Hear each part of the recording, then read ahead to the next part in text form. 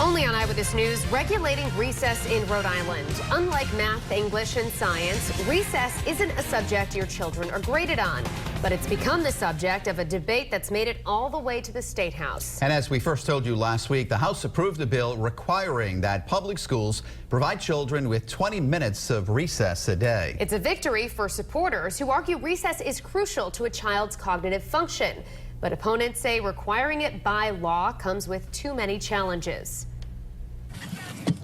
Is your child's recess at risk? The Academy of Pediatrics warned it was back in 2013, as more and more American schools were joining a growing trend of spending more time on academics. We really think recess should be part of the school day guidelines. Mom of two, Tracy Ramos, is part of the group Parents Across Rhode Island, leading the charge to regulate recess in the state. People say all the time, when I was a kid, I had plenty of recess, but things are really different now, where young kids now are under so much more pressure than we were. In fact, the coalition Recess for Rhode Island found that 10% of the state's elementary school principals reported providing less than 10 minutes of recess per day. 34% reported taking away recess as a punishment.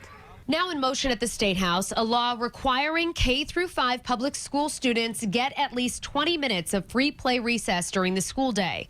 It's already passed the House.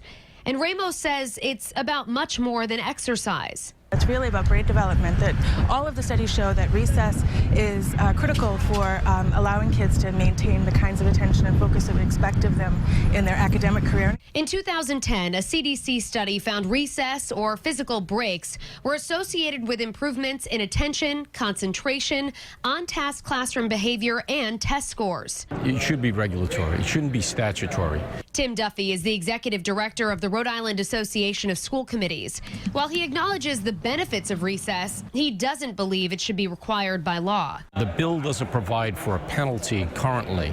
So if schools are not adhering to it, if a teacher doesn't adhere to that, either they provide the 20 minutes or they use it as discipline. There's no mechanism to say you can't do that. So there's no enforcement mechanism. Duffy also argues that not every school in this state has the facilities to provide recess during inclement weather. Rather than a law, Duffy says recess should be a regulation imposed not by lawmakers, but the Rhode Island Department of Education. That way, he says, exceptions could be made and penalties imposed. If a school district somehow discriminated against a particular class of students, they can withhold state aid. They have that right to do that. Now, Ramos and a group of parents approached the Department of Education last fall with a petition of nearly 800 signatures. But RIDE voted not to impose the recess regulations, citing the state's basic education program. It requires schools provide daily recess opportunities, but it doesn't specify how long that recess should be. Now, while the House has already passed the measure, the Senate has not.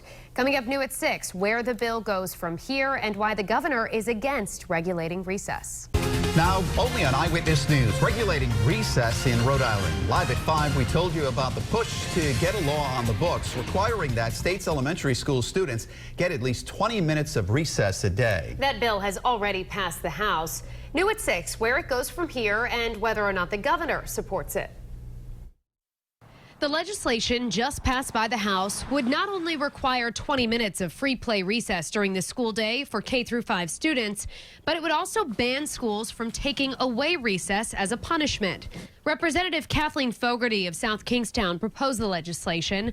The Senate held a hearing on similar legislation in March, proposed by Senator Cynthia Coyne.